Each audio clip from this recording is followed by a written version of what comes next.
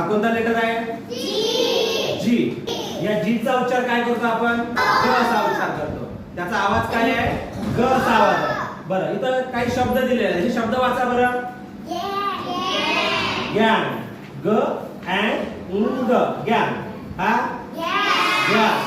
हा गोल. हा गम.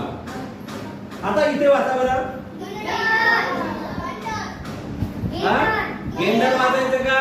नाही, याला गेंडर नाही वाचायचं. बघा, जेव्हा जेव्हा ए ओ यू लागतं, काय लागतो? ए ओ यू, तेव्हा उच्चार होतो ग. तेव्हा काय उच्चार होतो?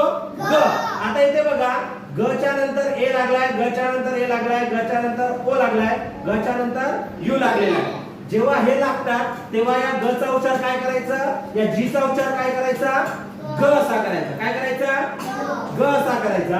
आणि जेव्हा या जी च्या पुढे ई आय वाय अक्षर जर आले, कोणते कोणते?